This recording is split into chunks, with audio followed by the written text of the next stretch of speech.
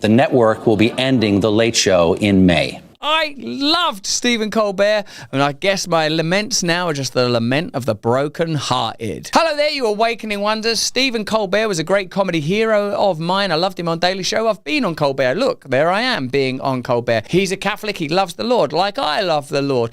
And yet, somehow, Stephen Colbert, over his career, became a sort of extraordinary advocate for state interests in the way that we would accept that once Bill O'Reilly was, or that Rachel Maddow was. I don't know which one of these people are on TV no more.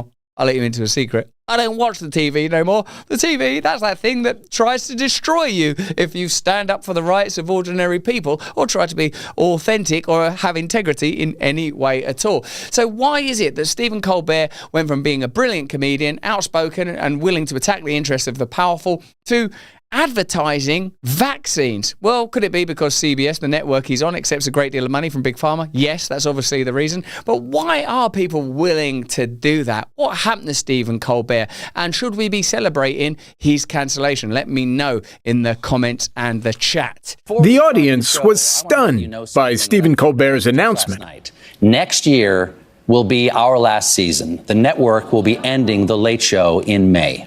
And stunned and not happy.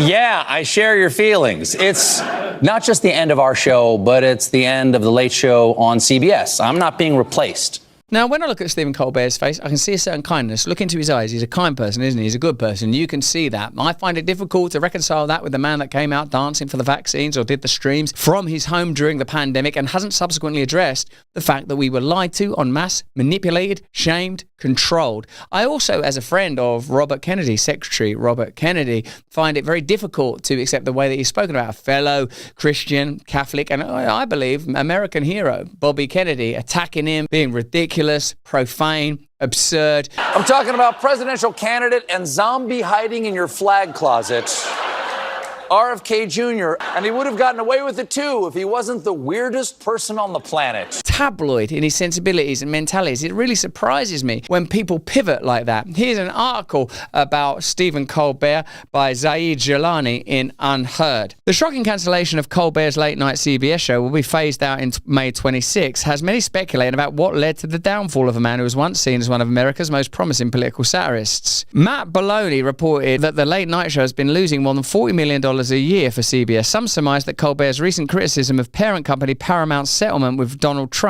angered CBS into canning him. Well, that's certainly one of the things that Colbert could claim, but I would say that his advocacy for the vaccines and his sort of slide into amplification of the agenda of the powerful is what makes him irrelevant. If you're a comedian, you have to be able to attack anyone. You have to be able to be critical of Donald Trump or of Joe Biden or of the system itself, of big pharmaceutical companies, of big food, even if it came to it, people that I actively admire and in some cases adore, like Dr. Oz or Bobby Kennedy or Jay Bhattacharya or the people at the HHS, that Stephen Colbert has put a lot of legwork into condemning and attacking. Is an interesting environment we find ourselves in legacy media. Of course, there's been the decline in late night viewers, but I used to go on late night TV a lot. And even when they turned on me, they made much of the fact that I would flirt with women on there, whereas I see that as an obvious indication that I was doing nothing absolutely wrong. Let me know what you think about that in the comments and chat. So as legacy media continues to go into decline and absolutely die, held together only really by the artificial inflation of commercial interest, mostly from big pharma and other dubious groups who would be better cleansed from the earth. No, sort of properly regulated would probably be sufficient, wouldn't it? Let me know in the comments and chat. What does it tell us about American decline more broadly and the corruption of mainstream media? In the fake news era, all entertainment has become politicized. All entertainment has become corrupted. This is all just going away. Paramount, the parent corporation of CBS, said the decision to cancel the top-rated late-night comedy show was strictly dollars and cents.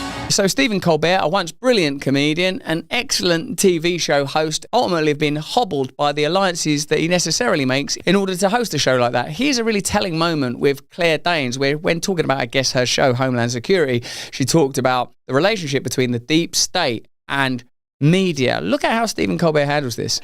Spy camp for us producers and writers. And Really? Yeah. Is it like, you know... So we park ourselves in a club in Georgetown and talk to, like, real spooks. And, you know, people in the intelligence community and the State Department and journalists and people who really... What do they tell you that, like, what's the most surprising thing that they've told you about their jobs or something you would need to know from Well, every year it's different, right? We've been at it for a while, and the climate has changed. But this year it was all about, you know, the distrust between the administration and the intelligence world, and the intelligence community was suddenly kind of allying itself with journalists, which usually they're not. How long ago did you start shooting this season? The Jews! The Jews! One thing where they might be right is not eating pork. A lot of people don't realise that pork is one of the biggest sources of parasites in the world. Study after study prove it. The CDC says pork is the primary source of trichinosis infections worldwide. The WHO and CDC list pork as a top source for tapeworms and toxoplasmosis. But Emmanuel Macron lists pork as his hobby and his side piece. But you know why that would be. Brigitte. Research shows that pork has poor detox channels, making it easy for parasites to survive and pass to humans. If you eat pork or sushi, travel, have pets, are married to Brigitte Macron, or simply want to protect your gut and immune system, it's one more reason to do a targeted, medical-grade, full-body parasite cleanse at least once a year. I love a cleanse. Once in a while, we should do a purge, shouldn't we? Especially if you've been eating stinking pork. Who wants to look in their stools when you line them up for a competition of the week's best poop and find tapeworms ridden throughout them? Not me. Oh, no, you bloody well didn't. That's why I'm doing the Wellness Company's ivermectin and mebendazole cleanse. This uniquely powerful combination helps eliminate unwanted parasites and supports your immune system, digestion, and overall health. Fill out a quick intake form and get 4 usage supply medical grade cleanses shipped straight to your door. Head to twc.health/brand and use the code brand to save $60 and get free shipping.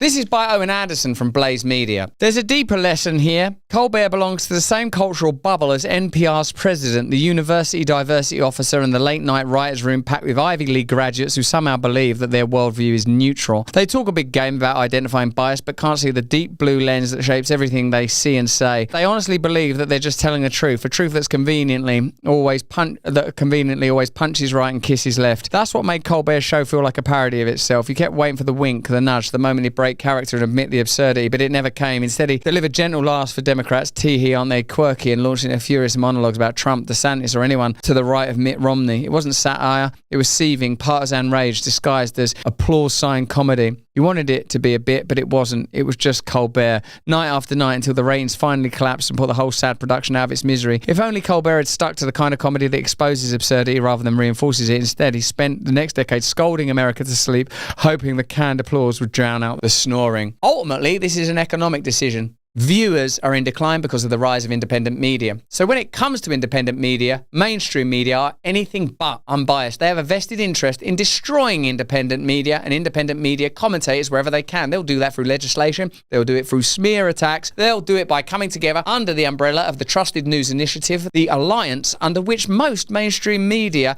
come together to ensure that they're singing from the same hymn sheet. And that song that the choir sings will always be about your condemnation, the control of important information, and suggesting to you by means of safety and convenience that you accept measures, methods, modalities and policies that are ultimately bad for you. The centralized system wants the whole world to be somewhere between a prison and an airport, and for you to thank them for it and to note that once or twice there is some token Pyrrhic victory for a member of a minority here or there as some sort of placebo to gulp down while you're choking on their bile, vomit, deception, and toxic cruelty. And ultimately, Stephen Colbert has been asphyxiated by an environment that he helped to create. But that's just what I think. Let me know what you think in the comments and the chat. Remember, you can get Rumble Premium and you get additional content from me, Greenwald, Crowder, the whole host of us, and Tim Pool. See you soon, not for more of the same, but for more of the different. Until then, if you can, stay free. Thanks for watching the video. Have a look at this one over here, or join us Monday, Tuesday, Wednesday, Thursday on Rumble.